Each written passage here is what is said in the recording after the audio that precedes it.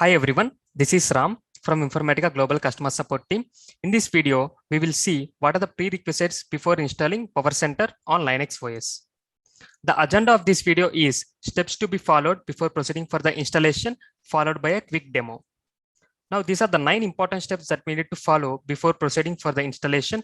First, we need to check the PAM for the OS and database compatibility. And next, we need to check the OS version by logging into a Linux OS environment. And next, we need to check the temporary space. When you're going to install any application in Linux OS, there will be n number of temporary files that gets created. By default in Linux OS, it gets created under /temp. So under /temp, there should be enough space that is available. Next, we need to check what are the environment variables that are set and the ulimit values that are set. And we need to have 2 DB users. One is for the domain database and second is for the repository database. And next, RAM and CPU usage. Next, port availability. And next, the license key. Now, we'll go with a quick demo. Now, this is my PAM 10.4.1. I'm going to install PowerCenter 10.4.1 on Linux OS. If you see on the OS and DB support tab, you can see the Red Hat Enterprise Linux minimum version is 7.3 and so on. Maximum version is 7.9. And going to the domain tab, you can see 7.3 minimum certified. It is available and supported on 12C to 19C. I'm going to install on 12C. And going to PCRS, PowerCenter Repository Service tab, you can see it is also supported on 12C. Now I will log in into my Linux OS and we'll see what is the version of my Linux OS.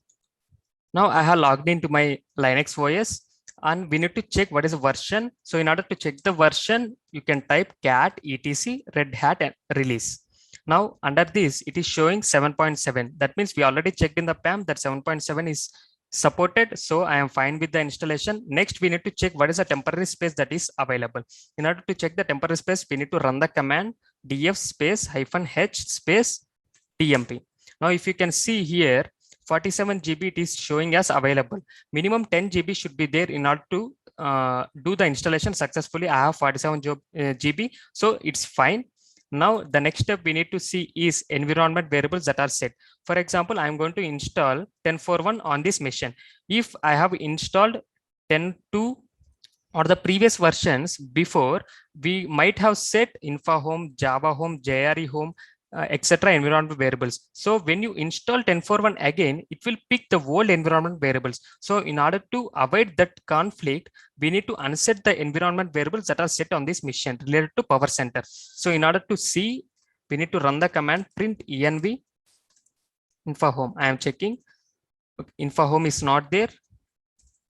And in the same way, I'm checking for Java Home as well. And Java Home is also not there. And JRE Home is also not there. Not only these 3 environment variables, if you think that there are some other environment variables related to PowerCenter are set on the machine, please unset that before proceeding to the installation. Now, one more thing in the environment variables, if you want to set the local environment variable, that means LC all language before installation you can set, or else if you want to set after installation also you can set. Now before installation, if you want to set, you can type the command local. If you can see all the environment variables. Now if I want to set LC all to ASCII, then you need to set env LC all to C. Now if you want to set to UTF-8, then you can directly write en _ us.utf8. Now, if you run this command, the variable name, it is saying variable name should not contain. Okay, here equal. Yeah.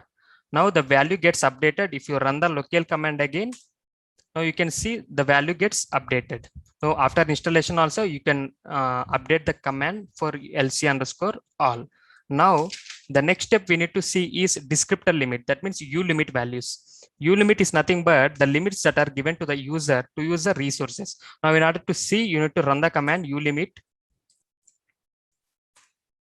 Now, if you can see, it is saying the command not found. So I'm going into the bash shell. Bash shell will have all the features like it will interact directly with the kernel. So I'm going into the bash shell. Now you can run the command ulimit -a. You can see all the properties here, core file size. Now we need to concentrate on core file size, -C option, next -N option, and -maximum process, -U option. Now -C option should be unlimited as recommended. So it is set as unlimited, so it's fine. And -N option should be set to 16,000 or higher, but Informatica recommends you to set to 32,000, but I have set to 50,000. It's fine. And maximum user process, if you can see here 4096, but it needs to be set to 16,000 or higher, and the same recommended value is 32,000. In order to set that, you need to run the command u limit. The option you need to set is u and 32,000. Now, in order to set these values, you need to have Linux admin privileges. So in order to set these values, you please contact your Linux admin team and they can help you on this. And next we need to see is we need to have two DB users. One is for the domain and the repository service. If you don't want to create repository service while installing, so you can have only one command, one DB user that is used for the domain database. And the next we need to have a RAM space should be, the minimum should be 8 GB. And the next we need to have CPU. In order to see the CPU, you can run ls CPU. Here you can see the number of CPUs that are configured. Now I can see I have 80 CPUs, but Informatica recommends you to have 4 CPU cores. Minimum is 2 CPU cores, but recommended value is 4 CPU cores. I have 80 CPU cores, which is very fine. So it's fine with the installation. And the next we need to see is port availability. Informatica Power Center uses 5 important ports. The default ports for those is Node port, which is 6005, Service Manager port, which is 6006, Service Manager Shutdown port 6007, Administrator port 6008, Administrator Shutdown port 6009. These 5 ports are very important that you need to check whether they are available or not before proceeding with the installation. Now, Informatica also keep a range of 100 ports from 6013 to 6113. It will keep 100 ports. Whenever you install or whenever you create a new service in the Informatica, Power Center will take the available port from those 100 ports and it will assign. Now we can't check all the 100 ports, so better we check only the 5 ports available or not. In order to check that, you need to run the command netstat-navo grep the 6005, the port number. Now if you can see here 6005 is not listed, that means it is not listening, it is free. In the same way, you need to check 6006 as well. In the same way, you need to check all the 5 ports. If the port is not available while installing, you can change the port number so that that service which is configured will listen on that port. Now, all the steps, and last step, we need to have the license key. You can see I already have the license key. This is my license key. Yeah, this is my license key. Now, all the steps we have configured or we have seen manually. Now, if you don't want to see manually, if you want a tool to check all these values, also we have a tool which is i10pi tool. Just you can run the tool. I will show you how to run the tool as well. Now I'm proceeding with the installation. Yes. Now I'm going to the installation step.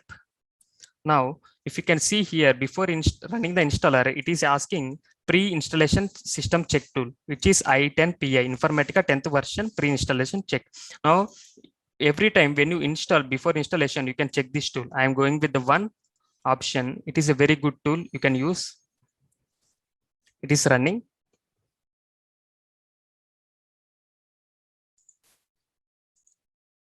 Yes, now it's asking please enter to continue. Now it's asking the installation directory. I'm going to install in, consider I'm giving software 3 as my installation directory. The starting port number, as I already said, 6005. Yeah, you can give a 6005 and Oracle, and the username, the DB username you can give. I'm giving my DB username. And the password, I'm typing my password as well. Now it is asking to secure. No, I don't want to secure. and the JDBC URL or custom JDBC connection. I'm going with the JDBC URL. It is asking for the host name, colon, port number.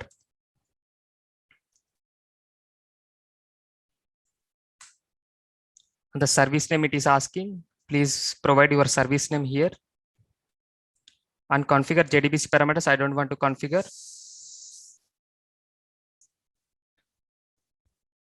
Now, if you can see here, this is the list.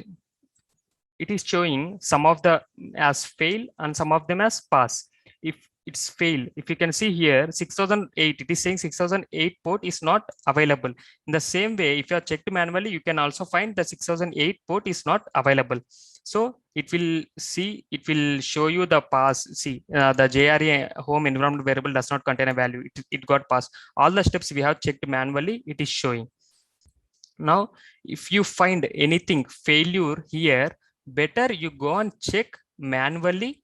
First, go and check manually. If you think that, okay, that is fine, you can proceed with the installation and you can raise a case with the Informatica Global Customer Support team telling, okay, this is the issue that we have faced, so that we will come and we will debug the issue.